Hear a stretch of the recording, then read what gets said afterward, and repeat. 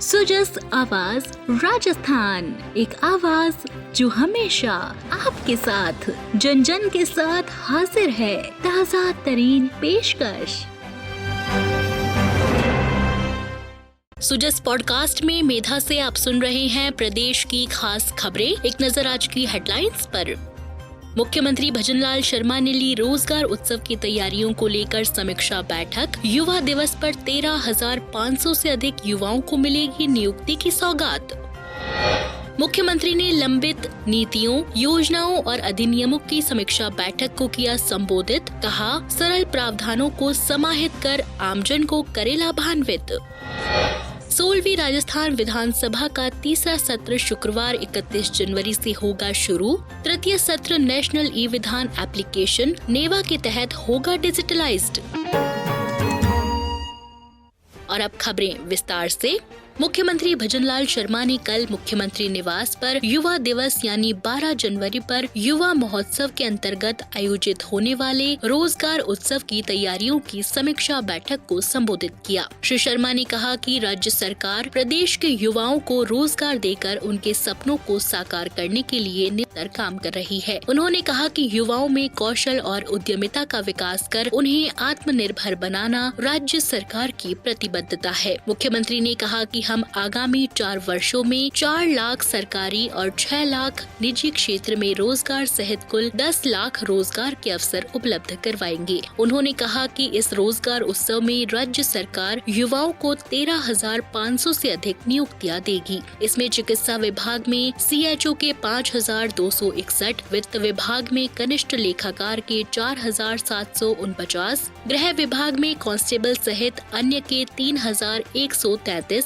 राजस्व विभाग में तहसील राजस्व लेखादार के 179, शिक्षा विभाग माध्यमिक में विविध 159 पद और शिक्षा विभाग प्राथमिक में अध्यापक लेवल प्रथम और द्वितीय के 76 पदों पर नियुक्तियां शामिल हैं। मुख्यमंत्री ने कहा कि इसी दिन 31,029 करोड़ रुपए के 73,039 विकास कार्यों का शिलान्यास और लोकार्पण भी किया जाएगा, जिसमें 20,212 करोड़ रुपए के 12,142 कार्यों का शिलान्यास और 10,817 करोड़ रुपए के 60,897 कार्यों का लोकार्पण शामिल है। इसमें ऊर्जा, सार्वजनिक निर्माण, जल संसाधन, ग्रामीण विकास, PhD, कृषि, शिक्षा, पर्यटन, पंचायती राज और चिकित्सा एवं स्वास्थ्य विभाग सहित विभिन्न विभागों के कार्य शामिल हैं।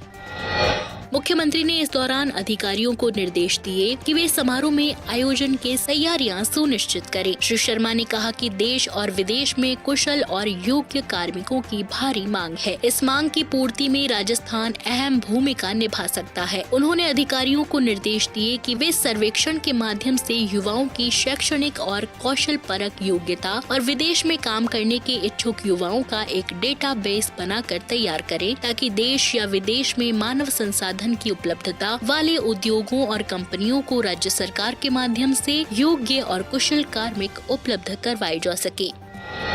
बढ़ते हैं आगे। मुख्यमंत्री भजनलाल शर्मा ने मुख्यमंत्री निवास पर लंबित नीतियों, योजनाओं और अधिनियमों की समीक्षा बैठक को संबोधित किया। श्री शर्मा ने कहा कि युवा, महिला, किसान और गरीब के सर्वांगीण विकास को केंद्र बिंदु मानते हुए अधिकारियों को नीति निर्धारण के लिए निर्देशित किया। उन्होंने कहा कि आकर्षण, सुस्पष्ट और सुसंगत नीतियों के निर्माण में नवाचारों को प्राथमिकता से शामिल किया जाए। श्री शर्मा ने नीतियों के समयबद्ध क्रियान्वयन के लिए भी विशेष दिशा निर्देश दिए। उन्होंने कहा कि प्रधानमंत्री नरेंद्र मोदी के नेतृत्व में राज्य सरकार 8 करोड़ प्रदेशवासियों के चहुमुखी विकास और कल्याण के लिए कृत संकल्पित होकर काम कर रही है। उन्होंने कहा कि नीतियों और योजनाओं के माध्यम से जनता को सुशासन देना ही राज्य सरकार की सर्वोच्च प्राथमिकता है। मुख्यमंत्री ने कहा कि राज्य सरकार शीघ्र ही राजस्थान सहकारिता अधिनियम 2025 को लेकर आएगी। इसमें पारदर्शिता और जवाबदेहिता सुनिश्चित करने वाले प्रावधान जोड़े जाएंगे। उन्होंने कहा कि सहकारी संस्थानों से कई क्षेत्रों में बड़ी संख्या में लोग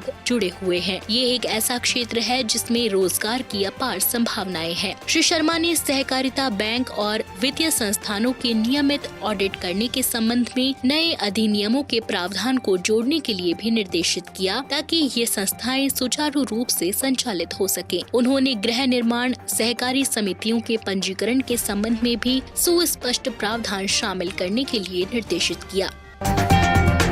आप सुन रहे हैं सुजस आवाज राजस्थान।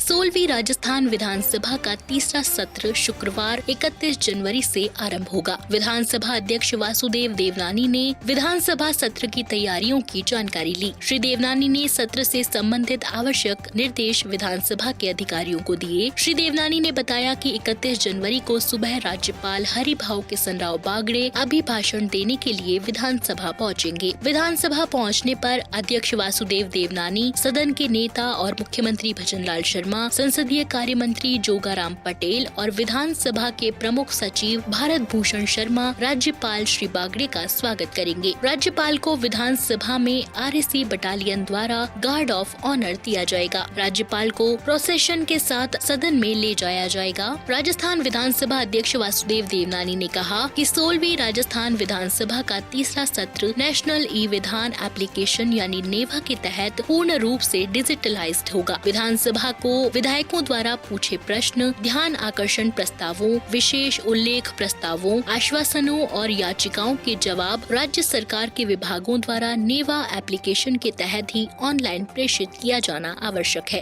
राज्य सरकार के सभी विभागों को विधानसभा द्वारा प्रश्न आदि नेवा एप्लीकेशन के माध्यम से ही ऑनलाइन भेजे जाएंगे। श्री देवनानी के निर्देश पर विधानसभा के प्रमुख सचिव भारत भूषण शर्मा के नेतृत्व में विधानसभा के प्रशासनिक और तकनीकी अधिकारियों के दल ने राजस्थान सरकार के विभिन्न विभागों में संचालित विधानसभा प्रकोष्ठों के अधिकारियों और कर्मचारियों को नेवा एप्लीकेशन पर काम करने, जैसे प्रश्नों और प्रस्तावों आदि के उत्तर देने और उनके परिचालन की जानकारी का ऑनलाइन प्रशिक्षण दिया।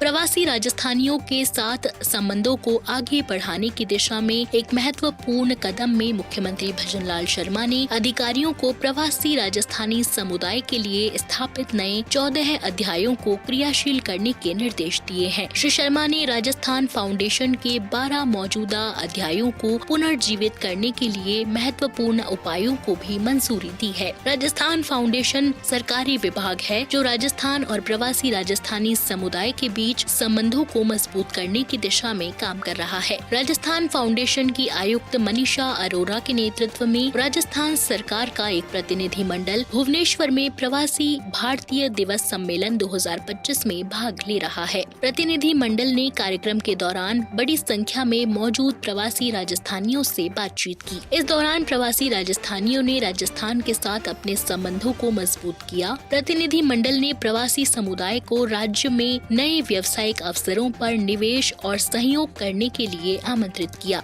स्थापित अध्यायों में 5 घरेलू चैप्टर और 9 अंतर्राष्ट्रीय चैप्टर हैं। जयपुर जिला कलेक्टर डॉक्टर जितेंद्र कुमार सोनी के निर्देशन में जिला रसद कार्यालय द्वारा बड़ी कार्रवाई को अंजाम देते हुए अवैध रिफिलिंग का पर्दाफाश किया गया। जिला रसद अधिकारी त्रिलोक चंद मीणा ने बताया कि प्रवर्तन अधिकारी अरविंद सिंह शेखावत के नेतृत्व में प्रवर्तन दस्ते ने बजाज नगर स्थित एक दुकान में छापा मारा। टीम ने मौके से 5 किलो की क्षमता के 13 छोटे गैस सिलेंडर सहित कुल 22 घरेलू गैस सिलेंडर बरामद किए। उन्होंने बताया कि प्रवर्तन दल ने मौके से 2 इलेक्ट्रिक कांटे भी जब्त किए हैं। कार्रवाई के दौरान प्रवर्तन अधिकारी गौरा मीणा और प्रवर्तन निरीक्षक सुनीता चौधरी भी प्रवर्तन दल में शामिल रही।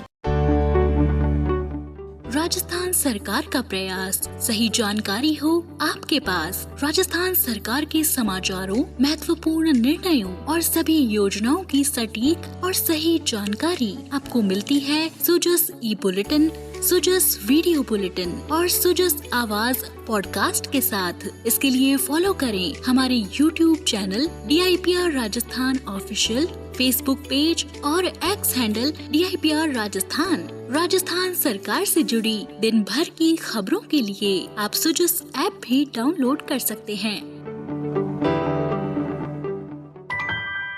तो आज के सुजस पॉडकास्ट में इतना ही। मेधा को दीजिए इजाजत, कल फिर होगी आपसे मुलाकात। तब तक के लिए नमस्कार।